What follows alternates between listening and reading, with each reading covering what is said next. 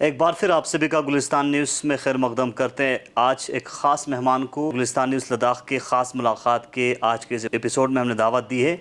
हमारे साथ ज्वाइन कर रहे हैं Ladakh autonomous hill development council Kargil के न्यूली डिक्लेयर्ड जो चीफ एग्जीक्यूटिव काउंसलर हैं डॉक्टर जाफर आखुन साहब। सर हमारे साथ ज्वाइन करने के लिए बहुत बहुत शुक्रिया। शुक्रिया सर, सबसे पहले आपको मुबारकबाद पेश करना चाहेंगे चूँकि आप Ladakh autonomous hill development council Kargil के 5th LAGC करगिल का चेयरमैन बना है जी। सर क्या फील कर रहे हैं आप चूँकि एक क्रूशल टाइम पे करगिल का CEC मुंतखब होकर आ गया है? जी, मुझे खुशी भी है, साथ ही मुझे एहसास भी है कि मुझे बहुत बड़ा ज़िम्मेवारी मिला है जिसमें लोगों का खिदमत करने का, और मुझे खुशी इस बात का है कि मुझे लार्ज स्केल पे लोगों का खिदमत करने का मौका मिला है, और चैलेंजिंग भी है, और साथ में मेरे लिए फ़ख्र की बात है कि मैं यहाँ पे as a chief executive councillor बन के आया हूँ। तो खुशी के साथ साथ मुझे एहसास भी है कि मेरा जो ज़िम्मेवारी है लोगों के तय वो बहुत बड़ा है, ज़्यादा बढ़ गया है। सर क्या लगता है आपको कितना चैलेंज है इस 2.5 ईयर को आपको लीड करके आगे जाना है? एज ए चेयरमैन LAGC में आपको आगे बढ़ना है। आप सब जानते हैं ये तो बिल्कुल चैलेंजिंग जॉब है, क्योंकि एक डिस्ट्रिक्ट को मुझे लीड करना है जिसमें हमारा अलायंस पार्टनर भी है जो इंडियन नेशनल कांग्रेस है, उनके साथ हमारा प्रीपोर्ट अलायंस था, तो हमें एक कोलिशन को चलाना है। तो चैलेंजिंग तो है, मगर मुझे उम्मीद है कि हम सब मिल के इस चैलेंज को बखूबी हमने एक्सेप्ट किया है, और हम आगे इसको लोगों की खिदमत के लिए हम इस चैलेंज को लेके चल रहे हैं, हमारे करगिल के ओवरऑल डेवलपमेंट के लिए, करगिल के सस्टेनेबिलिटी के लिए, करगिल के विकार को बरकरार रखने के लिए इंशाल्लाह हम उस पर काम करेंगे। जी सर, 2.5 साल के चेयरमैनशिप में आपके कौन कौन से अहम प्रायोरिटीज़ रहेंगे जिसके ऊपर आप काम करके करगिल को डेवलपमेंट की ओर आगे बढ़ने की कोशिश करेंगे? आज हमारा एक इंट्रोडक्टरी डिस्ट्रिक्ट ऑफिसर्स और हमारे जो ऑनरेबल काउंसलर और एग्जीक्यूटिव काउंसलर जिसमें डी साहब और बाकी सेक्टोरल हेड्स थे, और हमारे ऑनरेबल काउंसलर थे, हमारा इंट्रोडक्टरी कम इंट्रैक्शन का ये था। तो मैंने अपना एक पावर पॉइंट प्रेजेंटेशन दिया था थोड़े का, जिसमें मैंने अपना एक खाका पेश किया है। उसमें थोड़ा सा मैं आपको बताऊं, उसमें ये है कि मेरा जो हमारा मेन एम ऑब्जेक्टिव जो है, एक तो हमारा एम ये है कि हम NC और INC का जो कोलिशन है उसको चलाए, और हम एक कॉमन मैनेजमेंट प्रोग्राम CMP जिसको बोलते हैं उसके तहत हम चले, और ये मेरा जो टेन्योर है उसको अच्छी तरह गुजारें। मैंने अपने हिसाब से ऑब्जेक्टिव्स फिक्स किए हैं। तो ऑब्जेक्टिव में ये है, एक तो मैं करगिल के जो हमारा सस्टेनेबल ग्रोथ और डेवलपमेंट के मसला है उसमें integrity and preserving the identity जो करगिल के हैं, और जिसमें एक गवर्नमेंट जो हमारा हिल काउंसिल के गवर्नमेंट हो, वो उसमें ट्रांसपेरेंसी लाए, अकाउंटेबिलिटी लाए और रिस्पांसिबिलिटी फिक्स करे। और हमारा प्रायोरिटी जो होगा वो अब सब काउंसिल आते हैं, वो अपना प्रायोरिटी लेके आते हैं। कोई किसी का एजुकेशन प्रायोरिटी होता है, किसी का हेल्थ प्रायोरिटी होता है, किसी का और प्रायोरिटी होता है। मेरा ये प्रायोरिटी रहेगा कि एरिया वाइज, मेरा कॉन्स्टिट्यूंसी वाइज जो प्रायोरिटी होगा, जैसे हम किसी जगह पे पानी की ज़रूरत होगा, उसमें हम वहाँ पे जाके कॉलेज की बात करेंगे, वो उस एरिया के लिए कोई प्रायोरिटाइज नहीं होगा, कॉन्स्टिट्यूंसी वाइज काम करेंगे। स्पेसिफिक कॉन्स्टिट्यूंसी वाइज प्रायोरिटाइज जो होगा ना, किसी कॉन्स्टिट्यूंसी में किस तरह की कंसर्न है उसको हम एड्रेस करने की कोशिश करेंगे। जो हमारा लार्जेस्ट इंटरेस्ट ऑफ डिस्ट्रिक्ट होगा वो एक जगह पे होगा, फिर कॉन्स्टिट्यूंसी वाइज हमारे प्रायोरिटी होंगे। प्लस हमारा आपको पता है कि अभी इंडिया हमारे लार्जेस्ट डेमोक्रेटिक कंट्री वर्ल्ड में है, तो आप सब जानते हैं कि हमारे यहाँ पे सिर्फ कौंसिल ही एक डेमोक्रेटिक इंस्टीट्यूशन रहा है, सेटअप है। बिल्कुल। अब हमारे पास ना MLA है, ना ये क्या होते हैं, ना MLCs है, ले दे के हमारे पास कौंसिल है। तो मैं चाहूँगा जो हमारे इलेक्टेड रिप्रेजेंटेटिव है कौंसिल में आए हैं उनके ड्यू मतलब जो कंसर्न है लोगों के कंसर्न लेके वो आ जाएंगे, उनको रिड्रेस करने की कोशिश करेंगे। प्लस मेरा प्रायोरिटी ये रहेगा कि एम्प्लॉयमेंट जनरेट करने के लिए मैं स्टार्टअप शुरू करूँगा जिसमें एग्रीकल्चर सेक्टर हो, एलाइड सेक्टर जैसे हैंडीक्राफ्ट हो या हैंडलूम हो या टूरिज़्म हो, क्योंकि हम जानते हैं कि हमारे यहाँ पे अनएम्प्लॉयड बहुत है। तो अनएम्प्लॉयड का हमारे पास एक ही एवेन्यू है कि सरकारी मुलाजिमत या गवर्नमेंट सर्विस। तो गवर्नमेंट सर्विस में तो सब एब्जॉर्ब नहीं हो सकते हैं, मगर हमारे पास बाकी जगहों की तरह प्राइवेट सेक्टर है नहीं। तो मैं चाहूँगा स्टार्टअप वगैरह शुरू करके जैसे एग्रीकल्चर हो, टूरिज़्म सेक्टर हो, हैंडलूम हो, हैंडीक्राफ्ट हो या बाकी उसमें ये उसमें हम अपना सेक्टर्स में ये थोड़ा सा वो दे के प्रायोरिटी दे के उनको आगे बढ़ाए, ताकि हमारे कुछ यूथ जो पढ़े लिखे हैं वो एब्जॉर्ब हो सके, उनको स्टार्टअप हम शुरू करें और वो उनको काम मिल जाए ताकि उनके मतलब रोज़गार उनके लिए मिले। तो मैं उस पर कोशिश करूँगा। तो जो इंफ्रास्ट्रक्चर स्कूल है या हेल्थ है उनको और ज़्यादा ये करने की, जैसे हमारे प्रीडिसर जो मेरे थे फेरोज साहब थे, उन्होंने ये मॉडल स्कूल वगैरह शुरू किए। तो मैं उनके उसको आगे बढ़ा के इंशाल्लाह मैं हर गांव में या हर कम से कम मेरे हम अपने जितने भी काउंसलर्स के कॉन्स्टिट्यूंसी में एक मॉडल स्कूल बना के लड़कों को डोर स्टेप पे बच्चों को तालीम मिले। आप सब जानते हैं गरीब के बच्चे प्राइवेट स्कूल जा नहीं सकते हैं, अमीर के बच्चे तो चलो कहीं भी पढ़ने जाते हैं। तो उनको एक मॉडर्न टाइप का एजुकेशन या जिसको बहुत ज़रूरी हो एजुकेशन और बिल्कुल जो कम्पीट कर सके प्राइवेट स्कूलों के साथ, उनसे भी आगे जाने का हम इंशाल्लाह कोशिश करेंगे। क्योंकि हमारे पास टीचर्स की काबिल टीचरों की कमी नहीं है, टैलेंट की कमी नहीं है, सिर्फ उनको मोबिलाइज करने की ज़रूरत है। इंशाल्लाह हम उस पर काम करेंगे और हेल्थ इंफ्रास्ट्रक्चर पे भी या हेल्थ के जो इश्यूज है उसको एड्रेस करने के लिए जहाँ जो भी ज़रूरत होगा उस पर हम कंसर्न, उस पर मेरा प्रायोरिटी रहेगा। फिर प्लस जो ऑर्गेनिक फार्मिंग है, ऑर्गेनिक फार्मिंग की तरह हम जोर दे रहे हैं एग्रीकल्चर सेक्टर में जी, ताकि हमारे फार्मर्स को इनकम जनरेटिंग एवेन्यूज़ पैदा हो। प्लस जो रिसोर्स लॉन्ग लास्टिंग रिसोर्स हो वाटर का, उसको हम ये करने की कोशिश करेंगे, टैप अप करने की कोशिश करेंगे। आपको पता है बहुत सारे जगहों पे वाटर इसकी क्राइसिस है, चाहे एग्रीकल्चर के लिए हो चाहे पीने का हो, तो हम उस पर एड्रेस करने की कोशिश करेंगे। प्लस जो गरीबों के लिए शेल्टर है, बिल्कुल असिस्टेंस, उसके लिए मैं जैसे हमारा कुछ प्रोग्राम शुरू किया है बासमती गोयोक्स वाला या और ऐसा कुछ प्रोग्राम हम शुरू करेंगे ताकि गांव में जो गरीब तबके हैं उनके लिए एक शेल्टर मुहैया हो, उनके लिए कि आशियाना मुहैया हो। ये मेरे ऑब्जेक्टिव्स है, ये ब्रॉड इनिशिएटिव्स है, तो हम उस पर काम करने जाएंगे इंशाल्लाह। सर, आपने कॉमन मिनिमम प्रोग्राम की बात की, एनसी कांग्रेस कोलिशन की बात की। इस कोलिशन को आप किस तरह से देखते हैं? चूँकि जुंगी काउंसिल बनने के बाद जब एग्जीक्यूटिव काउंसलर्स का अलॉटमेंट हुआ, एग्जीक्यूटिव काउंसलर्स के पोस्ट जो हैं सभी को डिवाइड कर दिए थे, उस वक्त नेशनल कॉन्फ्रेंस के खेमे से आवाज़ें आने लगे कि उसके ऊपर कंसर्न रेज करते हुए। इसको आप कैसे देखते हैं? क्या इस कॉमन मिनिमम प्रोग्राम में या इस कोलिशन में इस तरह के वॉइसेस खलल पैदा नहीं कर सकते आने वाले समय में? मुझे नहीं लगता है कोई ऐसा वॉइस होगा, क्योंकि हमारा ये जो कोलिशन बना है बहुत एक्सरसाइज करके प्री पोल अलाइज। आपने देखा ड्यूरिंग इलेक्शन हमारे जो कांग्रेस और हम तो हर जगह तकरीबन डायरेक्टली फाइट कर रहे थे। फिर हमारा प्री पोल अलाइंस था, तो कहीं पे एक दो जगह छोड़ के जहाँ पे हमने कॉमन कैंडिडेट निकाला था, बाकी मैक्सिमम जगहों पे हम डायरेक्ट फाइट कर रहे थे। मगर इसका मतलब नहीं है हमारा फिर कोलिशन उसमें खलल आ जाए। मगर कोलिशन का नीड ऑफ द डे है, नीड ऑफ करगिल है, करगिल के लोगों के हित के लिए है ये जो कोलिशन किया है। पहले ही कोलिशन की तरह मेरा मानना है ये कमज़ोर नहीं होगा और ये कोलिशन पूरी अपनी मुद्दत छोड़ के आगे भी मुझे उम्मीद है, क्योंकि ये लाइक माइंडेड पार्टीज़ का ये कोलिशन बना है।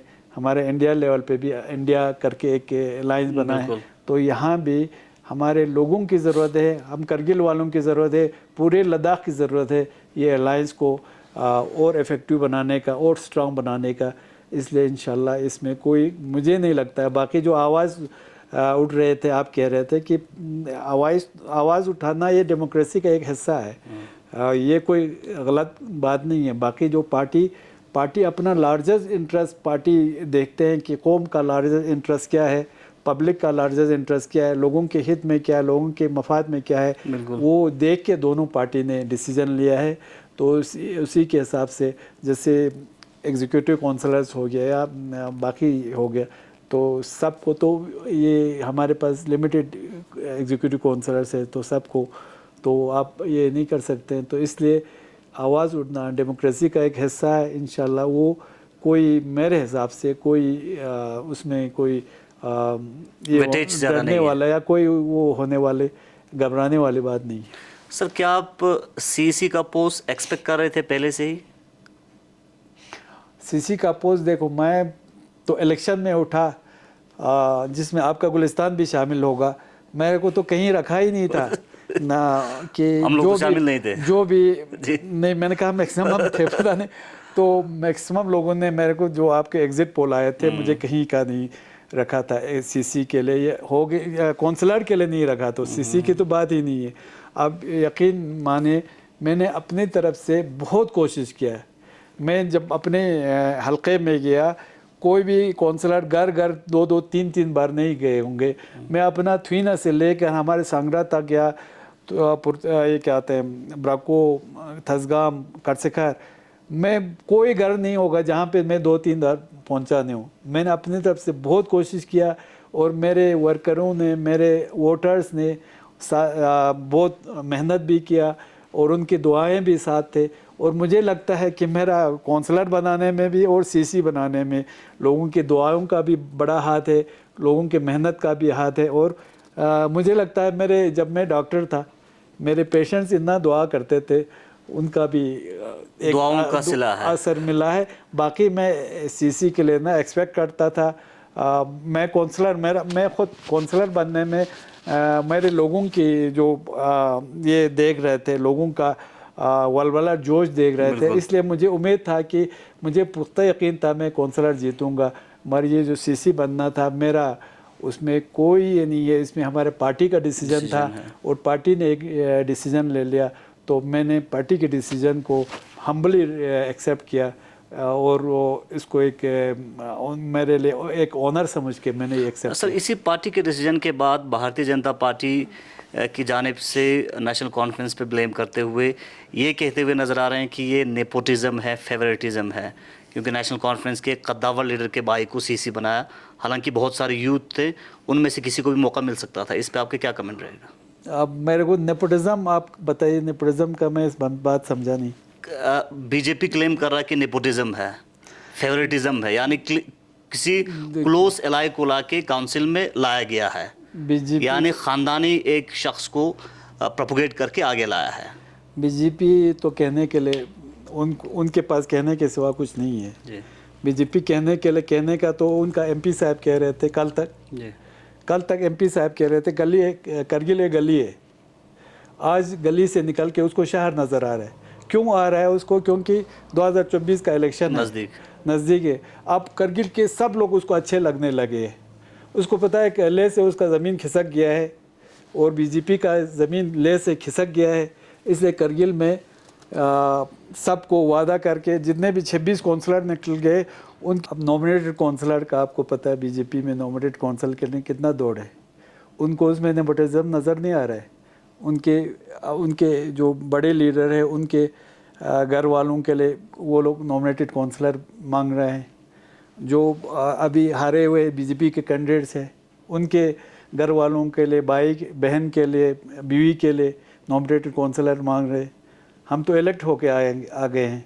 और दूसरा ये नेपोटिज्म का आप बात कर रहे हैं, बीजेपी तो वजूद में आके कुछ साल ही हो गए, उनका नेपोटिज्म का ना भाई ना बहन, अभी तो वो खुद आके कुछ दिन हो गए।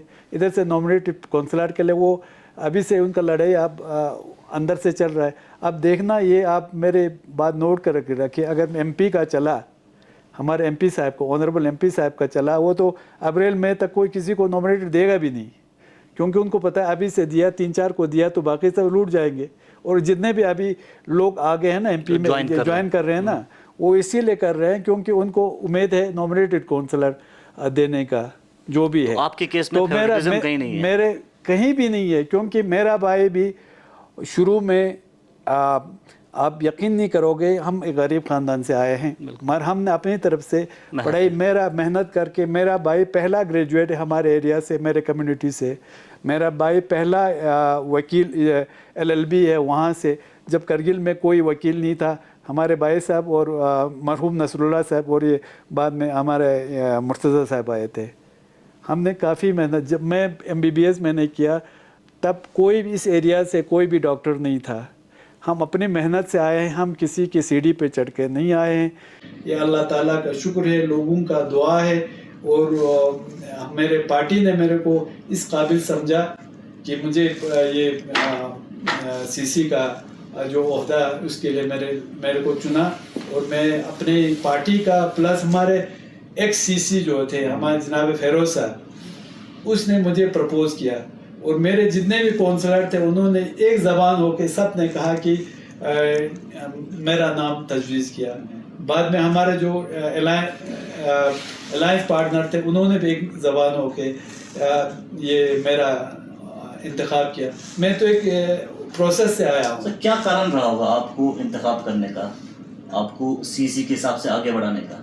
क्या एडमिनिस्ट्रेटिव जो है आपका पास्ट एक्सपीरियंस है उस हिसाब से दिया होगा, या कुछ और क्वालिटी देखा? अब देखिए, आपने फेसबुक पे या कहीं मैंने भी पढ़ा, वो देख रहे थे कि एक्सपीरियंस होना चाहिए, डॉक्टर जाफर में एक्सपीरियंस नहीं है, ये वो है, ऐसे जो आपने नेपोटिज्म, वो सब मैंने सुना, वो देखा भी।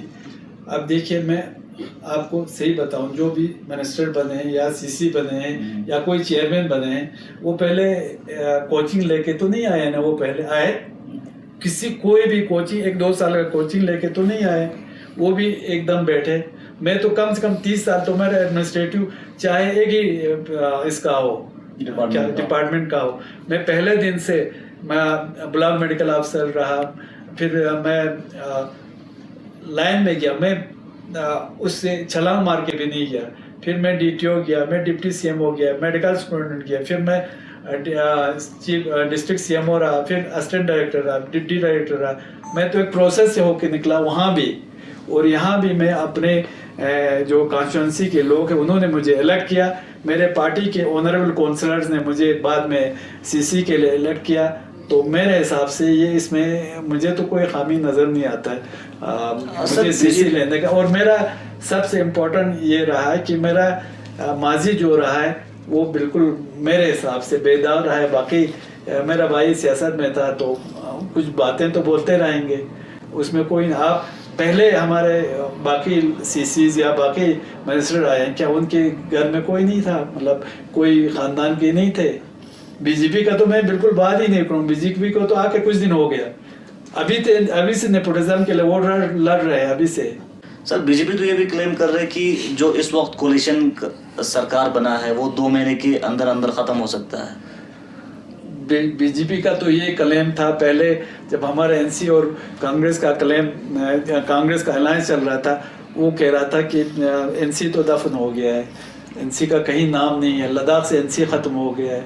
आप लोगों ने खुद देखा अभी आपके सामने NC से कितने लोग चुन के आए, लोगों का NC में कितना फेद है अभी भी। करगिल के मैक्सिमम NC के काउंसलर चुन के आए हैं, और जो हमारे 1-2 हमारे अलायंस पार्टनर के थे उसमें से भी हमारे कुछ अपने लड़के हैं। तो NC का लोगों का NC पे फेद जो है ना वो दिन ब दिन बढ़ते जा रहा है। वो इसलिए नहीं कि NC एक पार्टी है, मगर मैं जानता हूँ हमारा अलायंस पार्टनर कांग्रेस वो भी सेकुलर है, वो भी लोगों का मुस्लिम, हिंदू, सिख, ईसाई सबका बराबर सोचते हैं, और NC भी एक सेकुलर पार्टी है, मतलब लाइक माइंडेड पार्टी है। मगर NC और कांग्रेस में ये फ़र्क है, कांग्रेस को नेशनल इंटरेस्ट भी देखना है अपना, कांग्रेस को अपना लद्दाख का, पूरे लद्दाख का इंटरेस्ट भी देखना है। मैं आपको बिल्कुल दिल से बताऊंगा, ये NC है, नेशनल कॉन्फ्रेंस ही है जिसको सिर्फ और सिर्फ कांग्रेस का इंटरेस्ट, ये ना करगिल का इंटरेस्ट देखना है, जो सिर्फ और सिर्फ करगिल का इंटरेस्ट देखते हैं। इसलिए NC आपके लिए कल भी था, आज भी है और कल भी रहेगा। और बीजेपी के कहने से कुछ KDA पे आपका क्या स्टैंड रहेगा करगिल डेमोक्रेटिक अलायंस को लेकर?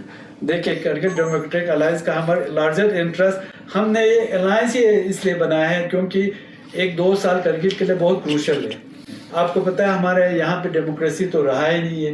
अब ले दे के हमारे पास स्पॉन्सर है, अब एक यूटी विदाउट लेजिस्लेचर है, आपके पास 6 शेड्यूल का मसला है, हमारे स्टेट का मसला है, हमारे बाकी जो MP दो एम्प्लॉयमेंट का मसला है, गेस्टेड पोस्ट का मसला है। तो हमारे पास ये मसला है, 2-3 साल करगिल का बहुत क्रूशल है। इसलिए तो आप KDA के साथ, हम KDA के साथ बिल्कुल फाइट करेंगे। हम 4 पॉइंट एजेंडा है उसके 4 पॉइंट एजेंडा हमारा पहला वाला जो इस अलायंस का जो है वो हमारा 4 पॉइंट एजेंडा है। उसके साथ जो हमारा बाकी जो कॉमन मिनिमम प्रोग्राम होंगे वो भी होंगे। Largest interest of Kargil, largest interest of Ladakh, we are with KDA and with the 4 point agenda. Sir, आने वाले वक्त में चूंकि 2-2.5 साल तक आप काउंसिल को हेड करेंगे, चेयरमैन, एज ए चेयरमैन आप आगे बढ़ेंगे, तो एजुकेशन सेक्टर को अपलिफ्टमेंट करने के लिए किस तरह की कोशिश रहेगा? चूंकि अगर हम करगिल के अंदर देखें, एजुकेशन खासकर के लिए प्रॉपर पॉलिसी अभी तक नहीं बना है, जिस वजह से डिटैचमेंट और अटैचमेंट का इश्यूज हर साल और हर वक्त देखने को मिलता है। क्या आपके टेन्योर में ये ख़त्म कर पाएगा? क्योंकि इससे पहले कई सरकारें आई है, ये चीज़ ख़त्म नहीं कर पाया है। देखिए, डिटैचमेंट और अटैचमेंट का आप प्रॉपर ट्रांसफर पॉलिसी नहीं, आप प्रॉपर ट्रांसफर पॉलिसी तो हो गई है हमारे पास, मगर ये है एक इसमें आप इसको ना डिटैचमेंट अटैचमेंट को एक जनरली आपको नहीं सोचना है। ये अटैचमेंट जो है मेरे हिसाब से 4-5 कैटेगरी के हैं। एक है आपको जहाँ पे हमारे बच्चे अभी ये मॉडल हाई स्कूल या मॉडल स्कूल्स बनाए हैं, हमारे पास वहाँ पे पोस्ट आपके पास सैंक्शन पोस्ट नहीं है, स्टाफ की कमी है, तो आपने इधर उधर से अच्छे टीचरों को ला के वो in the interest of student, in the interest of public वो किया है, वो एक अटैचमेंट हो गया। दूसरा अटैचमेंट ये है आपका कि जो हेल्थ ग्राउंड पे है, हेल्थ ग्राउंड पे आप 2 टाइप के हो सकते हैं। एक तो जेन्युइन हेल्थ प्रॉब्लम है, बहुत सारे कैंसर पेशेंट है, बहुत सारे दूसरे पेशेंट है, मेंटल कुछ इश्यूज वाले पेशेंट है, या कोई बाकी फिजिकल प्रॉब्लम वाले पेशेंट भी है। तो उसका गवर्नमेंट ये राइट देता है कि अगर कोई पेशेंट हो या कोई उसके पास, ये गवर्नमेंट का ये राइट है, ये गवर्नमेंट ने अपने आईन में लिखा है कि उनको घर दे के भी तनख्वाह देना है आपको। अटैचमेंट का तो बात छोड़ दीजिए। हाँ, कुछ बचे खुचे होंगे जो मतलब पॉलिटिकल कंपल्शन या कुछ किसी तरीके से हो गए, या कुछ ऐसे भी है जैसे हमारे कौंसल में ही लीजिए आप, या बाकी जगहों पे लीजिए, आपके पास कौंसल है, स्टाफ की कमी है, इधर उधर से कुछ लेना है, तो आपको ये गैप तो पूरा करना है। अब हम बोल रहे हैं हमारा RTI वाले RTI देते या कुछ करते, उसको देखना चाहिए कौन सा पॉलिटिकल या कुछ कंपल्सन से हो गया, कौन सा जेन्युइन है। हमको ये सबको एक ही उसमें, और वही चीज काउंसिल को भी देखना पड़ेगा। हाँ, काउंसिल को भी देखना, हम देख रहे हैं, उसमें हम भी काम कर रहे हैं। मगर अभी से कहते हैं हम, ये हमारे करगिल वालों को या लोगों को ये सोचना चाहिए कि आपको एक अटैचमेंट को लेके आप अपना पूरा पावर दे रहे हैं वहाँ पे यूटी लेवल पे, तो फिर आपके काउंसिल का ये क्या रहेगा, पावर क्या रहेगा? आप तो वैसे भी निकाल के पावर सब ले रहे। अब आपका एक टीचर ट्रांसफर करने का, टीचर को अटैचमेंट करने का भी आपके पास नहीं रहेगा। ये मैं नहीं कहता हूँ अटैचमेंट सब सही है, अटैचमेंट कुछ हो सकता है, कुछ कहीं पे खामी हो, पॉलिसी नहीं बनाए। अब हम पॉलिसी सेट कर रहे हैं कि अभी कमेटी, हमारा भी कमेटी बनेगा या यूटी लेवल पे भी कमेटी बनेंगे, वो देखेंगे। अब आप कह रहे हैं कि हमारे ये अनऑफिशियली मैंने सुना, अनऑफिशियली कह रहे हैं कि टीचर को वहाँ से अलॉन्ग विद पोस्ट, जैसे किसी गांव में बच्चा नहीं है, बच्चे प्राइवेट स्कूल में दिए तो वहाँ पे या कहीं और गए हैं तो बच्चे है नहीं। आज उस स्कूल में बच्चा नहीं है, कल को उस स्कूल में बच्चा होगा, आप पोस्ट को एबॉलिश करेंगे। एक तो पब्लिक आपको वो एबॉलिश करने नहीं देगा, क्योंकि उसका पोस्ट निकाल के अब हम यहाँ से बोल रहे हैं डिसेंट्रलाइज करो, उधर से हम सेंट्रलाइज करके ला रहे हैं, पोस्ट को आप एबॉलिश करके फिर दूसरी जगह पे लाएगा, वो वाला स्कूल क्या करेगा? कल को बच्चे होंगे। और ये गवर्नमेंट का हमारा, आपका क्या कोशिश रहेगा, क्योंकि इस वक्त तो गवर्नमेंट का चेयरमैन आप होगा, गवर्नमेंट का ये आपके डायरेक्शन के हिसाब से चलेंगे। गवर्नमेंट का बच्चों का ये राइट है, राइट टू एजुकेशन है कि एक बच्चा होगा भी तो उसको पढ़ाना है। तो हम एबॉलिश करने के खिलाफ है। हम जो एक कंस्ट्रक्टिव एक ये वे आउट निकाल के जहाँ पे टीचरों की ज़रूरत हो वहाँ पे अटैचमेंट नाम दे दे या कुछ और नाम दे दे, मगर हम उसको रेशनलाइज करके एक पॉलिसी बना के वो स्कूलों को चलाए जो ये मॉडल स्कूल बने हैं। और मैं ये भी चाहूँगा कि अगले कुछ सालों में और मॉडल स्कूल बने ताकि हमारे बच्चों का तालीम अच्छा हो, अब हम बाकी दुनिया के साथ compete कर सके। और तालीम में मैं ये भी चाहता हूँ कि हम जैसे हमारे IAS या बाकी जो एडमिनिस्ट्रेटिव सर्विस है उनके लिए compete करने के लिए कुछ SCC का भी क्यों ना हो या कोई पुलिस में, तो हम एक प्रॉपर मैकेनिज्म बनाए जिसमें हम उनको कोचिंग दे दें, हमारे स्टूडेंट्स को कोचिंग दे दें। आपने देखा, मैं आपको सही बताऊंगा, ये SCC का रिजल्ट निकल गया। SCC रिजल्ट में हमारे बच्चे बहुत काबिल थे, हमारे 60% हमारे करगिल का, आप देखिए खुद देखिए 60 या 55-60% करगिल का सिलेक्ट हो गया। नहीं 60% नहीं 40% हमारा सिलेक्ट हो गया, 70% के आसपास लेकर सिलेक्ट हो गया। आप खुद बताएं हमारे बच्चों में क्या टैलेंट नहीं है, मगर हो सकता है हमारे बच्चों में हमने टेक्निकल या कुछ कोचिंग का कुछ रहा होगा, या पैरामेडिक या पैरामिलिट्री फोर्स में ले लीजिए या आर्मी में ले लीजिए। अब हमारे रिसेंटली कुछ महीने पहले पुलिस का निकल गया था, आपने खुद देखा, मैं ज़ास्कार इंक्लूड करके बोल रहा हूँ, उसमें हमारे पुलिस में कितने सिलेक्ट हो गए थे और ले से कितने सिलेक्ट हो गए थे। मैं उसके हिसाब से ले के खिलाफ नहीं हूँ, मैं कह रहा हूँ हमारे बच्चों को प्रॉपर एक ट्रेनिंग मिलना चाहिए ताकि वो आगे जाके कम्पीट कर सके और आगे बढ़ सके। सर, जिस तरह से आपने कहा कि प्रॉपर ट्रांसफर पॉलिसी बनेगा, दूसरी जानब जनरली अगर हम करगिल के इश्यूज की बात करें, जो जनरल इश्यूज है करगिल के, उन इश्यूज को रेस करने के लिए आपकी किस तरह की कोशिश रहेगा, जिसमें खासकर करगिल एयरपोर्ट का लॉन्ग पेंडिंग डिमांड है, पिछले 70 सालों से लोग करगिल एयरपोर्ट की मांग कर रहे हैं, जोजिला टनल के ऊपर काम चल रहा है उसकी स्पीडी के ऊपर, और उसके अलावा यूनियन टेरिटरी लद्दाख के जो हेडक्वार्टर इंफ्रास्ट्रक्चर डेवलप करने का, जो डायरेक्टरेट्स की स्टेशनिंग है, रेडियो स्टेशन पहले काफ़ी एम्पावर हुआ करता था, अब कहीं ना कहीं डिसएम्पावर हुआ है, तो इन जनरल इश्यूज के ऊपर आपका क्या रोल रहेगा? देखिए मेरा ये एक तो आपका एयरपोर्ट का आपने बताया, एयरपोर्ट का उड़ान सर्विस बड़ा वो करके बीजेपी ने बोला था, बीजेपी के लोगों ने भी बोला था कि ये उड़ान में करगिल आ गया, कितने साल हो गए, आ गया? आपने देखा नहीं आ गया ना। तो हमारा तो कोशिश रहेगी करगिल एयरपोर्ट एक फंक्शनल एयरपोर्ट बने और यहाँ पे हमारे लोगों के लिए ये जहाज़, सिविल जहाज़ उतरे। मैं साथ में हमारे आर्मी का, इंडियन आर्मी का और डिफेंस मिनिस्टर का और इन सब का बहुत मशकूर हूँ कि कम से कम सर्दियों में हमारे लोगों को यहाँ से जम्मू, यहाँ से श्रीनगर से यहाँ लाने के लिए इंडियन एयरफोर्स हमें जहाज़ मुहैया करते हैं। मैं इंडियन एयरफोर्स का, मैं हमारे ऑनरेबल डिफेंस मिनिस्टर का, जितने भी आर्मी के चीफ ऑफ आर्मी स्टाफ हो या बाकी एयरफोर्स के जो ये बड़े अफसर हों, उन सब का बहुत मशकूर हूँ कि इंडियन आर्मी ने हमारा पहले भी हमारे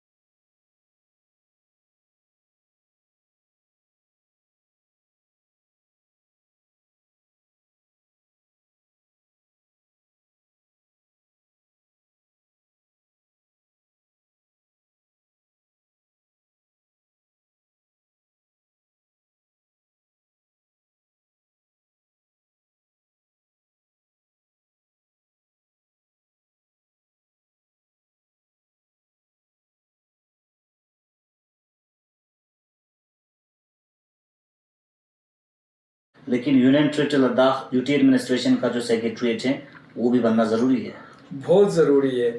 हम तो ये चाहते हैं हमारा ऑनरेबल एलजे साहब कम से कम 1-2 महीना यहाँ भी बैठे, यहाँ के लोगों का भी जाने, और हमारे जितने भी जो सेक्रेटरीज है, हमारे कमिश्नर सेक्रेटरीज है या डायरेक्टर जिनका पोस्ट 11-12 डायरेक्टर का यहाँ पे है, वो भी बराए नाम है, कभी आते हैं जाते हैं, वो आदमी मुसाफिर है वाला जैसा। तो यहाँ तो हम चाहते हैं कम से कम वो जो डायरेक्टर्स है वो यहाँ पे सेक्रेटरीट भी बनना चाहिए, उसके लिए फंड भी आना चाहिए गवर्नमेंट से। तो आपका क्या कोशिश रहेगा? नहीं, हमारा कोशिश रहेगा कि ये फुल फ्लेज एक सेक्रेटरीट बने, उसमें ये सब ये चीज़ें हों जो हमारे बाई ले वालों के पास है या उससे भी अच्छा है। हम कोशिश करेंगे वो इंफ्रास्ट्रक्चर डेवलप करने की, और हमारे एलजी एडमिनिस्ट्रेशन जो हो, एलजी साहब से यही रिक्वेस्ट रहेगा इंशाल्लाह उनके साथ क्लोज कोऑर्डिनेशन के साथ मैं काम करने की कोशिश करूँगा, उनके ब्लेसिंग लेके काम करने की कोशिश करूँगा उनको, और ऑनरेबल जो हमारे क्या एडवाइज़र साहब है या हमारे कमिश्नर सेक्रेटरी साहिबान हैं, उन सब को मैं एतमाद में लेके इस करगिल डिस्ट्रिक्ट के जो भी चाहे इंफ्रास्ट्रक्चर हो या जो भी चीज़ हो, उनको एतमाद में लेके काम करने की कोशिश करूँगा। सर, करगिल में खासकर लोकल लैंग्वेज की प्रिजर्वेशन की बात करें, उसको आगे बढ़ाने के लिए कुछ डिजिटल प्लेटफॉर्म्स भी हैं, जिसमें लद्दाख एक्सप्रेस की अगर हम बात करें तो side by side all India radio Kargil का एक बहुत बड़ा रोल रहा है करगिल में, जनरली लोकल लैंग्वेज की प्रिजर्वेशन के लिए, करगिल के कल्चर को आगे बढ़ाने के लिए। तो अभी हालिया कुछ महीने पहले रेडियो स्टेशन में डिसएम्पावरमेंट की जो बात सामने आई थी डीडीजी के स्टेशन को मसले को लेके, तो इस इशू को किस तरह से आप टैकल करेंगे और कैसे एड्रेस करने की कोशिश करेंगे? इंशाल्लाह ये मैं ये देखिए, मैं पहले ही बोल रहा था, यहाँ सेंट्रलाइज कर, ये डिसेंट्रलाइज करने की बजाय सेंट्रलाइज कर रहा है। यहाँ हमारे पहले कौंसिल को पावर ज़्यादा था जब हम एरसवाई JNK में थे, चाहे ट्रांसफ़र का हो चाहे डेवलपमेंटल हो, उस वक़्त हम 7 करोड़ तक अपने कौंसिल लेवल पे ये कर सकते थे सेक्शन। आज आप 5 करोड़ पे उतर गए। कल हमारे यहाँ पे आपके सब ट्रांसफ़र डिस्ट्रिक्ट ऑफिसर्स को छोड़ के जो चोडीज थे, सेक्टोरल हेड को छोड़ के सब हमारे कौंसिल के अंडर था ट्रांसफ़र पॉलिसी। अब सब ले दे के वो टीचर और कुछ लोग रहे, वो भी अभी खींच रहे हैं, आपने देखा वो अटैचमेंट के नाम पे ना बहाना करके वो भी उधर खींचने की कोशिश कर रहा है। तो मैं ये चाहूँगा कि हम सब मिल के ना उस पर काम करें। और आप बोल रहे थे रेडियो का इंशाल्लाह हम उनसे, हमारे एलजी साहब से भी, बाकी लोगों से भी रिक्वेस्ट भी करेंगे, उनको फोर्सफुली हम अपना मुद्दा रखेंगे कि आप कम से कम जो है उसको तो हमारे पास रखिए।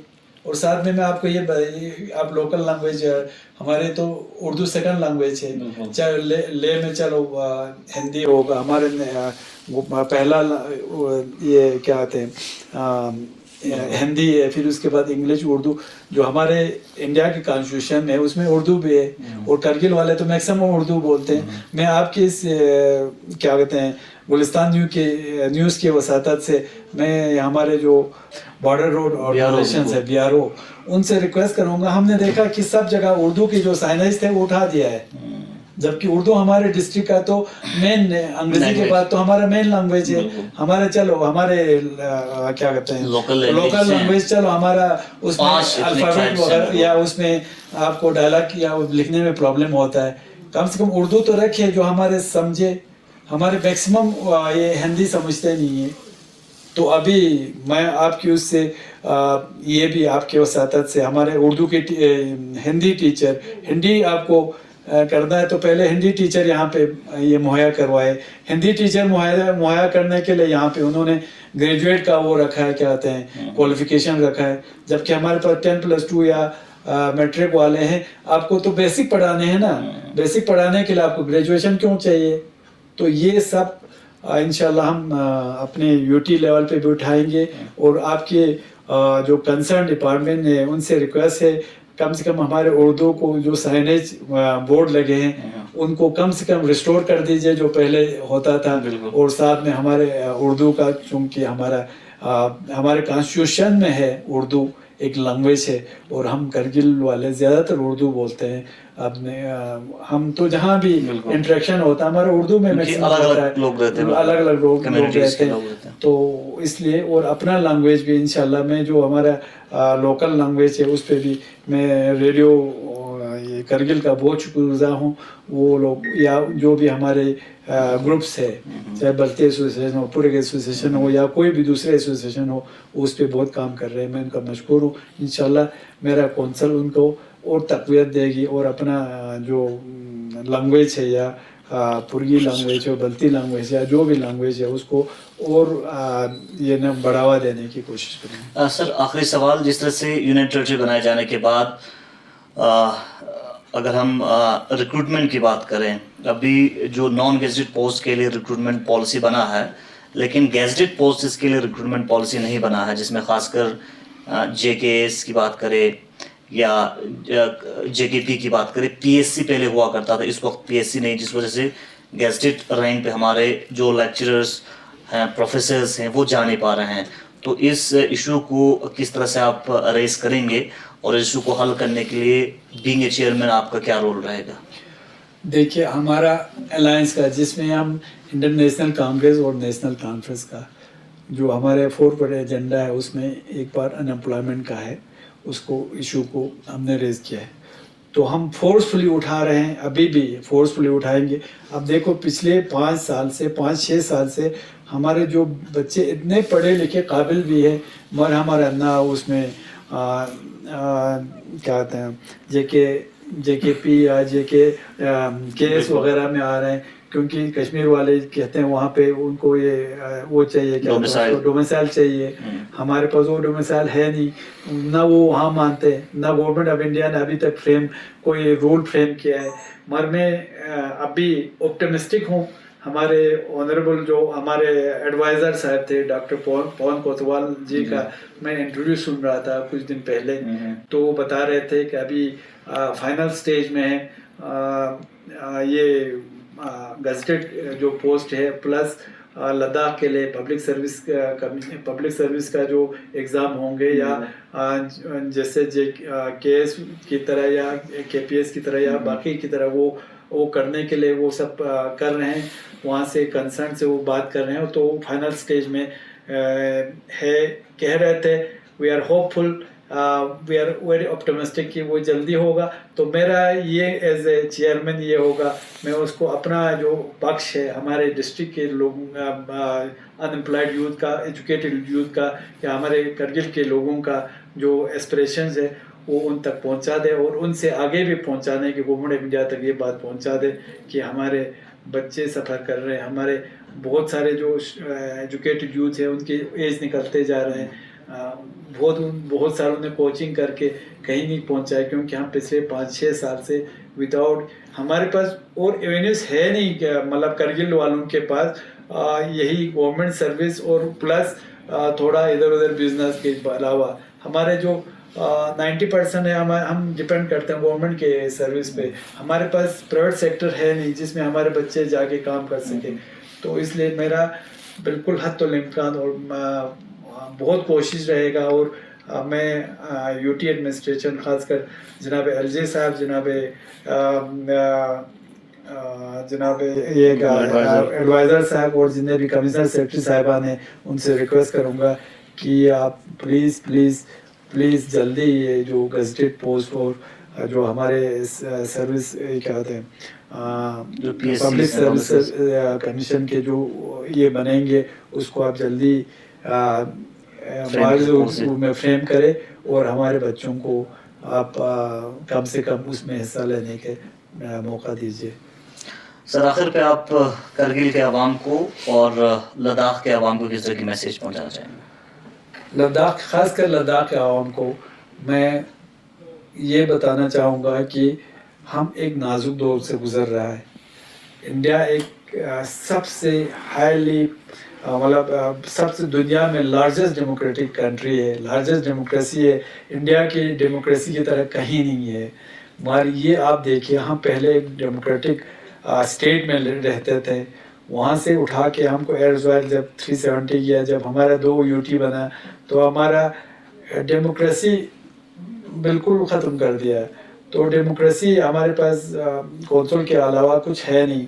हम लोगों से ये अपील करेंगे कि हमारे राइट्स लेने में, लद्दाख के राइट्स लेने में, जिसमें हमारा एक फुल फ्लेज स्टेट का हो, जिसमें हमारे दो मेंबर ऑनरेबल मेंबर पार्लियामेंट हो, जिसमें हमारे 6 शेड्यूल हो, जिसमें हमारे एम्प्लॉयमेंट का एवेन्यूज, जो एम्प्लॉयमेंट के प्रॉब्लम है उसको हल कर सके, वो उसमें हम लद्दाख, पूरे लद्दाख को साथ आना पड़ेगा। उसमें हम सबको मिलके काम करना पड़ेगा।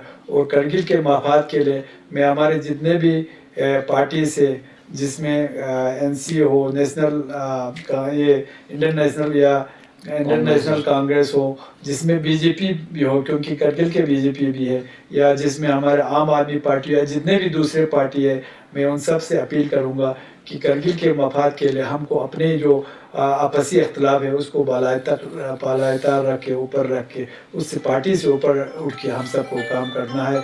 और मुझे उस सब में सब पार्टियों का ताउन चाहिए।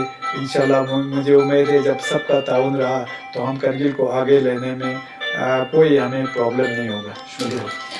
चलिए, बहुत बहुत शुक्रिया। हमारे साथ आज के इस गुलिस्तान न्यूज़ लद्दाख के ख़ास मुलाकात के आज के एपिसोड में Ladakh autonomous hill development council Kargil के नए 5th LHDC के chairman, chief executive councillor, CC LHDC Kargil doctor Jafar Akhun sahab join कर चुके थे।